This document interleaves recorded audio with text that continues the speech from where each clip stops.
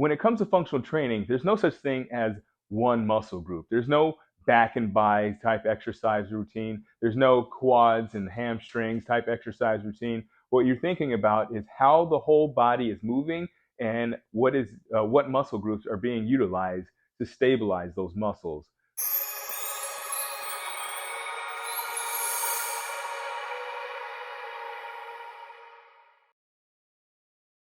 So today we're going to be talking about why functional training. We've talked about what functional training is in the past. We talked about different modalities of training. Today we're going to be talking specifically focusing on functional training. Now, as I said, there are different modalities of training. There's bodybuilding training that's more for aesthetics. There's athletic training. There's obviously physical therapy type training. As I said, there's many different modalities of training. So here at General Fitness Company, we focus mostly on functional training, and this is why.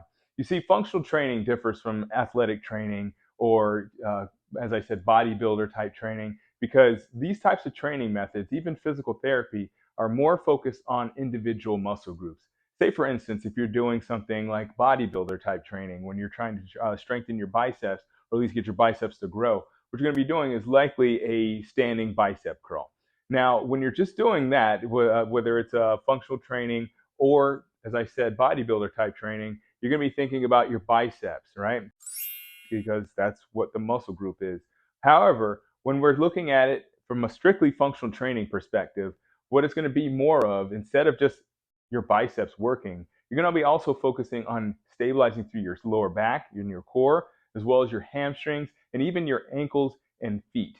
So when it comes to functional training, there's no such thing as one muscle group. There's no back and bi type exercise routine. There's no quads and hamstrings type exercise routine. What you're thinking about is how the whole body is moving and what muscle groups are being utilized to stabilize those muscles.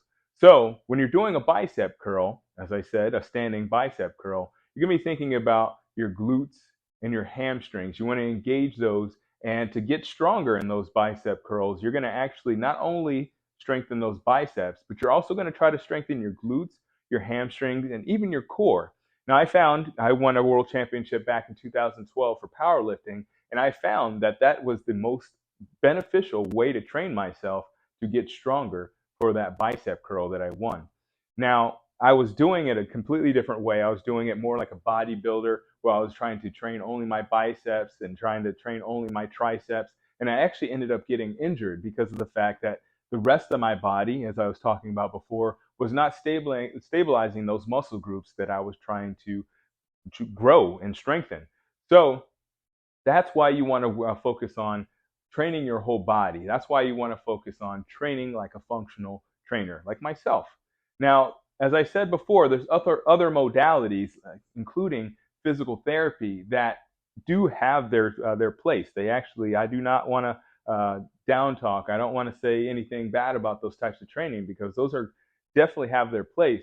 However, when you're thinking about physical therapy, if you're trying to train one muscle group, again, training that muscle group is not necessarily going to help the whole symptom, or excuse me, it's not going to help the whole issue that you may be having. It may be attacking a symptom, as I said. However, it's not going to actually strengthen the way the body moves. And with functional training, when you train your whole body and when you think of your body as a complete machine, I guess, and so to speak, you're going to think of your body as something that is going to stabilize as well as move through space. So, with functional training, you're not thinking about that particular muscle. You're thinking about how the system, the machine, is moving through space and what particular parts, what particular movements need to be corrected or maybe even eliminated so that you can move more efficiently and fluidly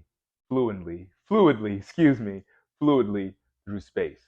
All right, so hopefully that brought you value on how functional training and why functional training is going to be your most efficient way of training your body. If you have any questions about this video or functional training, I would love for you to put them down below in the comment section. Of course, I'd also love for you to subscribe so that you can be notified when the next video like this answers your questions. So click that subscribe button down below. Don't forget to tell your friends and family. And as always, keep good company. Wow, I like it. That was cool. Awesome. Hey, thanks.